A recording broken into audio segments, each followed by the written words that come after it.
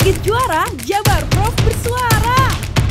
Assalamualaikum warahmatullahi wabarakatuh. Sampurasun wargi Jabar, berjumpa kembali di podcast Juara Jabar Prof bersuara. Kali ini ada saya Sisi yang bertugas dan bertempat di BPBD Provinsi Jawa Barat. Bersama dengan kami tentunya telah hadir Dr. Andes Edi Heriadi MSI, Kepala Bidang Pencegahan dan Kesiapsiagaan BPBD Provinsi Jawa Barat. Assalamualaikum Bapak. Waalaikumsalam. Apa kabarnya Pak? Alhamdulillah sehat. Alhamdulillah sehat. Bapak dan juga timnya memang lagi sibuk-sibuknya ya Pak, karena Betul. menurut data yang kami himpun juga bahwa bencana di Jawa Barat dari awal 2023 Januari sampai sekarang September itu sudah mencapai ribuan bencana wargi Jabar. Betul ya Pak ya? Ya, 1135 tepatnya. 1135 lebih tepatnya. Baik, itu dia. Dan katanya nih wargi Jabar memang di daerah di Jawa Barat ini adalah tanah rawan bencana. Betul. Apakah itu betul Pak? Betul, memang Provinsi Jawa Barat merupakan daerah-daerah yang rawan bencana gitu ya. Kategorinya juga rawan bencana sedang sampai tinggi gitu ya. Di mana di sana ada potensi ancaman bencana seperti ada gunung api aktif gitu ya, ada 7 lah. Mulai dari Garut ada Papandayan, Gunung Guntur, Tasik, Gunung Galunggung, Kuningan, Majalengka ada Ciremai, Bandung Raya ada Tangkuban Perahu, Bogor ada Gunung Gede, Pangrango, dan Gunung Salak. Nah, gunung-gunung itu sewaktu-waktu bisa erupsi. Kemudian bahwa Jawa Barat juga mempunyai potensi gempa bumi. Ada beberapa sesar yang ada di Jawa Barat seperti kita ketahui sesar Lembang gitu ya, yang itu sepanjang dari Padalarang sampai Kecamatan Lembang. Kemudian sesar Cimandiri itu dari Padalarang, Cianjur, kemudian Sukabumi, Bogor. Kemudian ada juga sesar Baribis. Ada juga sesar-sesar kecil yang ada di Jawa Barat yang memang sewaktu-waktu itu bisa menimbulkan gempa bumi gitu ya.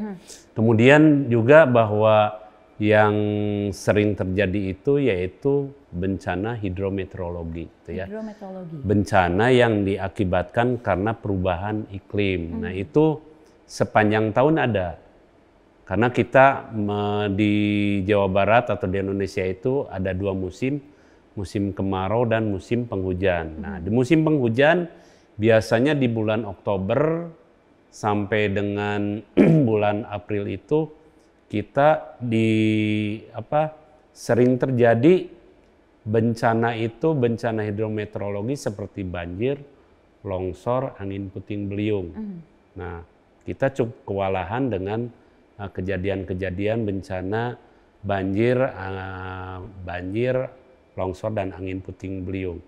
Nah, di musim kemarau bahkan sekarang karena memang ada gelombang El Nino, kita lagi masif-masifnya bencana kebakaran hutan lahan dan kekeringan di beberapa kabupaten kota. Jadi itu potensi ancaman bencana. Ada juga bencana yang sifatnya non alam, yaitu seperti wabah gitu ya, wabah penyakit. Kalau kemarin mungkin kita sempat COVID itu bencana global ya. Oh, oke. Kalau sekarang mungkin kemarin ada wabah PMK, penyakit mulut dan kuku pada hewan ternak. Nah, diantaranya seperti itu. Oke, baik. Berarti kalau kita berbincang mengenai bencana, bisa dibilang bencana di Jawa Barat itu semua ada ya Pak ya? Iya, semua ada. Bencana ada Semua di bencana Jawa ada Barat. di Jawa Baik. Barat. Semua bencana ada di Jawa Barat nih wargi Jabar ya. Nah, mengenai kesiapan menghadapi bencana nih Pak, apakah katanya memang bisa dimulai dari diri sendiri kah atau gimana Pak? Jadi begini, sebetulnya kita dalam penanggulangan bencana itu ada penelitian khususnya waktu gempa bumi di Jepang gitu ya. Bahwa masyarakat Jepang itu sering selamat selama golden time itu, ada hasil penelitiannya bahwa bisa menyelamatkan diri sendiri itu 34,9%. Oke. Kemudian ditolong oleh keluarga itu 31,9%. Oleh tetangga itu 28%. Oleh tim penyelamat itu hanya 1,7%. Gitu ya. Nah, berkacamata dari Jepang itu kita memang berkiblat ke Jepang, di mana penanggulangan bencananya sudah bagus.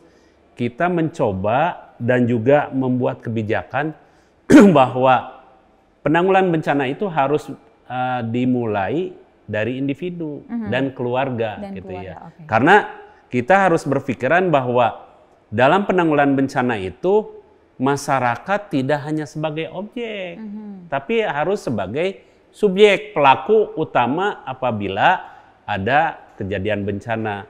Kalaupun nanti perlu pertolongan dari BPBD atau pemerintah setempat, tentunya kita juga tanpa diminta juga pasti. Hanya untuk pertolongan pertama itu harus dimulai dari individu dan keluarga. Oke, gitu. dan keluarga juga. Baik, itu dia warga Jabar untuk menekan luka dan duka juga bisa Iya, dibilang ya Pak ya. betul. Mitigasi bencana ini menjadi sangat penting. Salah satunya kalau misalnya tadi Bapak bilang kan melalui individu dan juga keluarga. Ini ada juga yang namanya keluarga tangguh bencana atau Katana. Boleh dijelaskan Pak sama warga Jabar apa itu Katana?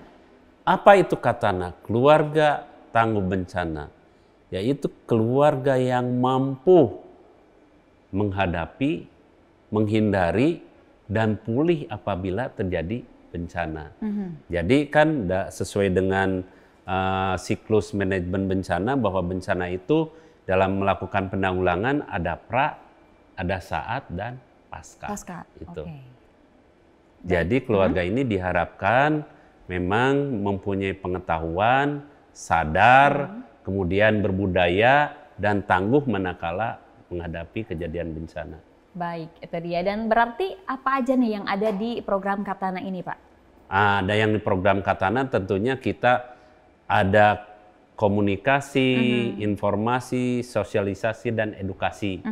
Edukasi kepada keluarga, kepada ibu-ibu, karena keluarga dan ibu ini sangat berperan dalam menciptakan ketangguhan masyarakat, khususnya di daerah rawan bencana, supaya mereka itu lebih berdaya manakala terjadi bencana itu bisa melakukan upaya-upaya pertolongan secara pribadi dan bisa menolong kepada keluarganya. Gitu. Oke, berarti kalau bisa dibilang apa saja nih yang harus dilakukan masyarakat gitu ya, yang dilakukan warga Jabar untuk mewujudkan Katana nih Pak? Ya, pertama, keluarga tangguh bencana itu satu harus mampu mengenali resiko bencana. Oke, contohnya? Contohnya gini, di wilayah kita itu potensi ancaman bencananya apa saja.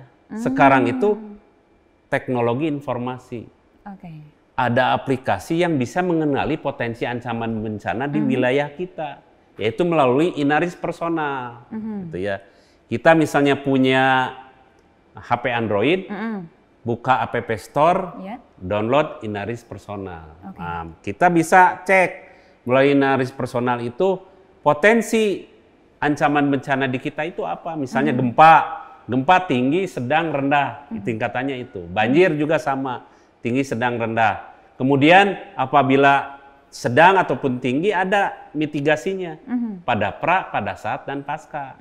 Contoh misalnya, kalau ada gempa, misalnya sebelumnya berarti kita harus memperkuat struktur bangunan. Kemudian kita harus tahu bagaimana cara-cara penyelamatan.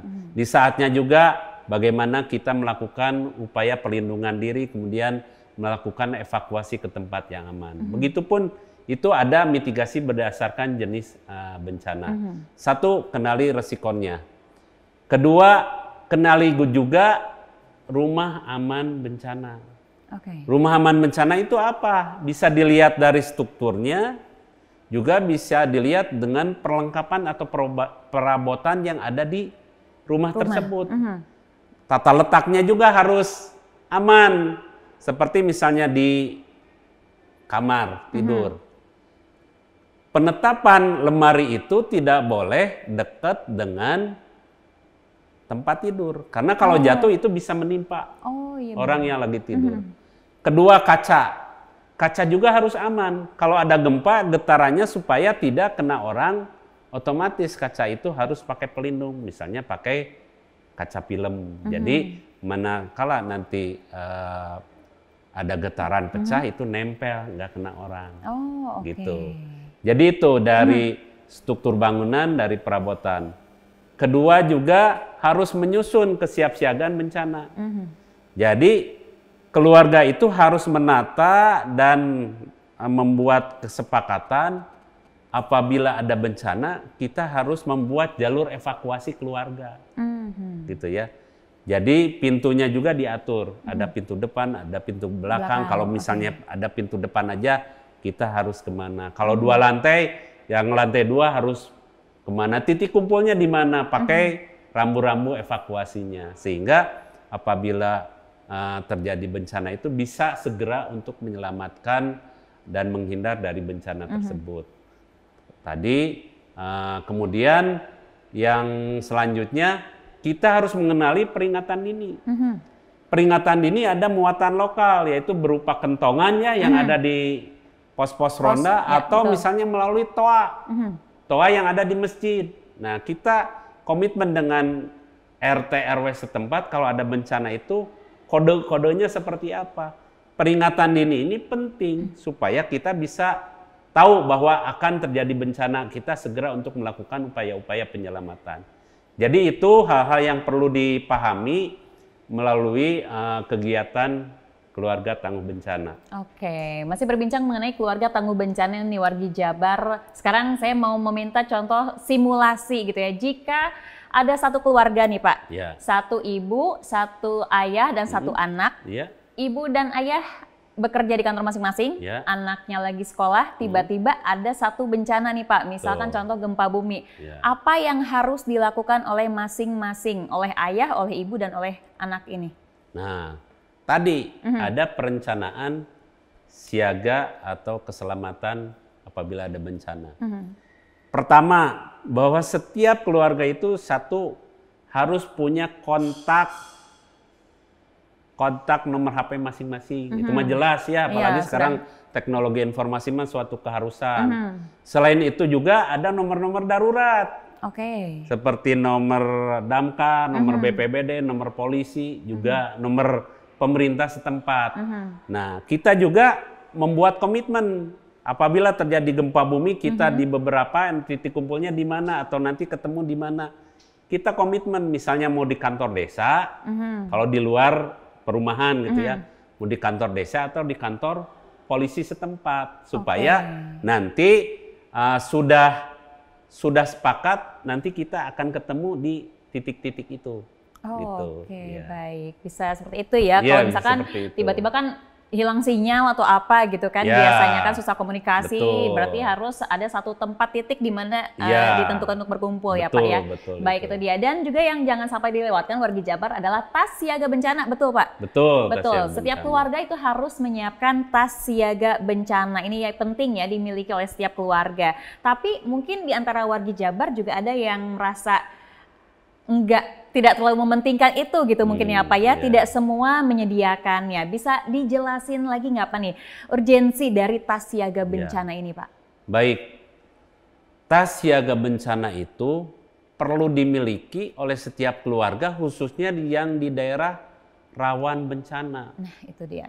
Rawan bencananya tingkat tinggi, misalnya rawan bencana banjir, gempa. Tas ini untuk memenuhi kebutuhan kita selama kondisi darurat. Pas kejadian gitu ya, orang lagi panik, kita kan butuh kebutuhan. Nah, apa saja isinya? Pertama, misalnya kebutuhan makanan instan gitu ya, di sana ada. Kemudian baju secukupnya, obat-obatan, uang secukupnya, senter. Senter buat apa? Kalau gelap malam kita butuh penerangan. Fluid, ini fluid buat apa? Bukan buat markiran gitu ya, tapi buat minta pertolongan kepada tim penolong apabila nanti lewat. Kemudian juga yang penting identitas, KTP, kartu keluarga, bukti-bukti apa, ijazah kayak gitu ya, dokumen-dokumen penting. Itu juga harus, karena kalau rusak kita ribet kan, harus ngurus kembali gitu ya. Kalau sertifikat sih rata-rata diamankan ya, biasanya di bank gitu ya. Nah, kalau yang ada yang diamankan di bank ya perlulah dimasukkan ke tas siaga bencana. Jadi memang tas siaga bencana ini perlu dimiliki oleh setiap keluarga per anggota keluarga tentunya, bukan satu keluarga satu tas, tapi masing-masing individu. Kalau misalnya di keluarga ada 5, ya 5 tas ibu, berarti. bapak, anak 3, nah itu 5 tas gitu ya. Ya sebetulnya nggak usah tas yang bagus gitu, yang tas yang bisa menampung perlengkapan selama tadi kondisi darurat. Itu saja. Oke, itu dan jangan lupa juga untuk makanan insannya dicek juga secara berkala ya Pak Iya, ya. Kalau supaya kita nyiapin dari Januari, Ah, September ternyata betul. ini harus dicek juga secara berkala di Wargi Iya, Jabar iya, ya, betul, disiapkan. Jadi lagi untuk Wargi Jabar yang mungkin di rumahnya belum ada persiapan tas siaga bencana gitu ya, boleh disiapkan dari sekarang kan betul. siapa. Kita nggak tahu ya bencana itu kapan datangnya ya Pak ya. Betul, betul. Baik, Wargi Jabar ya tentunya di Jawa Barat bencana yang datang di bagian utara dan juga selatan ini tentu berbeda ya Pak ya. Berbeda, ya. Nah, bagaimana cara memitigasi bencana di setiap bagian atau wilayah Jawa Barat? Jadi kita kerjasama dengan lembaga-lembaga yang memang mengeluarkan informasi atau peringatan dini potensi ancaman bencana.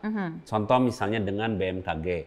BMKG biasanya mengeluarkan potensi ancaman bencana banjir ataupun angin puting beliung. Biasanya setiap hari BMKG mengeluarkan bahwa pada hari ini akan terjadi hujan lebat disertai angin kencang di mana gitu. Misalnya sampai dengan ke kecamatan dan desa. Nah, kita menyampaikan dari BPBD provinsi ke BPBD kabupaten kota, BPBD kabupaten kota ke kecamatan bahkan sampai ke desa. Sehingga informasi ini wajib didiseminasi, direspon oleh masyarakat setempat untuk meningkatkan kewaspadaan. Nah, dengan PPMBG mengeluarkan informasi potensi ancaman longsor, baik itu tingkatnya tinggi, rendah ataupun sedang. Nah, sama kita juga menyampaikan ke BPBD Kabupaten Kota, BPBD Kabupaten Kota menyampaikan ke desa dan kelurahan sampai kecamatan supaya sekali lagi dengan ada peringatan dini masyarakat itu supaya waspada untuk melakukan upaya-upaya pencegahan dan kesiapsiagaan supaya tidak terjadi korban gitu. Baik, itu dia Wargi Jabar. Ya terakhir nih Pak, pertanyaan dari kami Pak. Pesan ini untuk masyarakat, untuk Wargi Jabar tentunya mewujudkan keluarga tangguh bencana Pak. Silahkan Pak. Kembali lagi dalam rangka meningkatkan gitu ya keluarga tangguh bencana, tentunya kita harus paham, aware terhadap potensi ancaman bencana. Oleh karena itu dalam mewujudkan keluarga tangguh bencana, kita harus mengembangkan budaya sadar bencana. Apa itu budaya sadar bencana? Kenali potensi ancaman dan risikonya, kurangi risikonya supaya kita selamat, serta siaga akan informasi kebencanaan melalui tadi aplikasi-aplikasi kebencanaan yang ada. Buka Inaris, buka kanal BMKG, buka kanal PPMBG. Kalau kita aware terhadap potensi ancaman bencana dan kita juga tahu terhadap tata cara bagaimana upaya penyelamatan diri, evakuasi diri, insya Allah kita akan selamat dari bencana. Itu saja yang dapat kami sampaikan. Baik, terima kasih sekali untuk Dr. Andes Edi Haryadi MSI, Kepala Bidang Pencegahan dan Kesiapsiagaan BPBD Provinsi Jawa Barat. Hatur nuhun Bapak. Sami-sami. Semangat untuk timnya juga ya tahun 2023 masih ada Oktober, November, Desember Pak. Semoga bencananya berkurang ya Pak ya. Amin. Dan juga tahun-tahun berikutnya. Yang paling dekat ini sedang mengatasi apa nih Pak ngomong-ngomong Pak? Sekarang yang lagi kita atasi itu yaitu tadi kekeringan dan kebakaran hutan dan lahan. Karena memang kondisi kemarau ini diprediksi sampai dengan akhir Oktober dan mudah-mudahan di November sudah ada hujan dan kita juga berdoa kalaupun ada hujan tidak ada bencana. Nah itu dia bencana banjir ataupun bencana longsor ataupun angin puting beliung. Namun demikian tetap BPBD mah waspada dan siaga gitu ya untuk mengantisipasi hal-hal yang buruk. Itu saja. Baik, itu dia wargi Jabar. Sekali lagi waspada dan tentu kita semua harus berkolaborasi ya antara pemerintahan dan juga wargi Jabar. Baik, sekali lagi terima kasih Bapak. Sehat-sehat selalu bersama tim, semangat tentunya. Demikian wargi Jabar, podcast Juara Jabar Prof Bersuara edisi kali ini langsung dari BPBD Provinsi Jawa Barat. Jangan lupa simak terus podcast Juara di Spotify dan juga di YouTube-nya juga boleh, silakan langsung disimak ya. Dan nanti kita akan berjumpa lagi di episode-episode berikutnya hanya di podcast Juara Jabar Prof Bersuara. Saya Sizi bersama Dr. Andes Edi Haryadi MSc pamit. Wassalamualaikum warahmatullahi wabarakatuh. Waalaikumsalam warahmatullahi wabarakatuh. Podcast Juara Jabar Prof Bersuara.